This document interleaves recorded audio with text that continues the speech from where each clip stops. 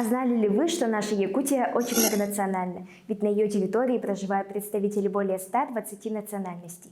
Население составляют не только коренные народы, такие как якуты, русские, долганы, эвены, но и узбеки, татары, армяне и многие другие. В связи с этим число интернациональных браков тоже большое, и к тому же оно с каждым годом увеличивается. Мирно-Кангаласский улус не исключение, и здесь национально смешанные браки уже не редкость, а скорее обыденность. Поэтому предлагаю узнать об особенностях таких семей у нашего сегодняшнего гостя.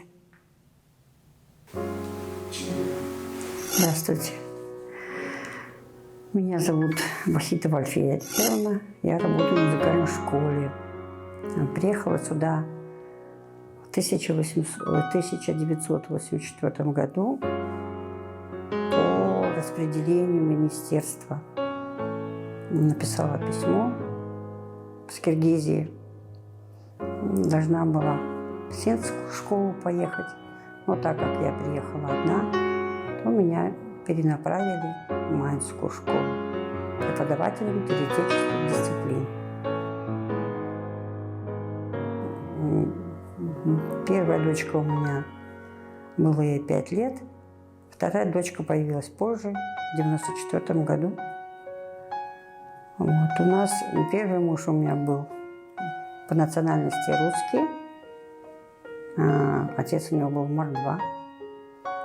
Так что у моей дочери было 3 крови: татарская, мордовская, русская. Вот она еще перещеголяла меня. Она вышла замуж за таджика, так что мои внуки теперь имеют уже 4 крови. Основной язык у нас русский, так как у нас отец, зять, вернее, он у нас часто в командировках бывает, свой язык не знает.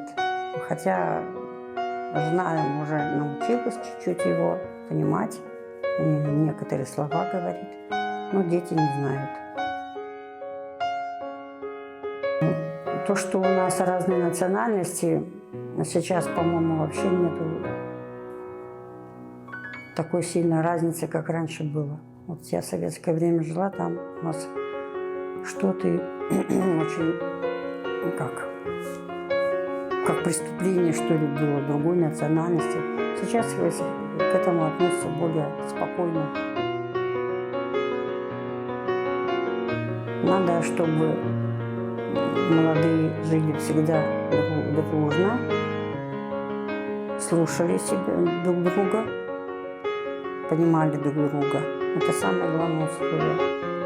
И самое главное, чтобы слышали, хотели слушать и слышать. Большая интернациональная семья Альфии Акеровны, которая вот уже 40 лет живет, преподает и растит поколение детей в Мирно-Кангаласском улусе, показывает, что самое главное в семейных отношениях – это взаимоуважение, любовь и поддержка. И ведь невозможно с ней не согласиться, и поэтому и вам, дорогие зрители, мы желаем взаимопонимания, любви и семейного счастья. На этом наш выпуск завершается. До новых встреч!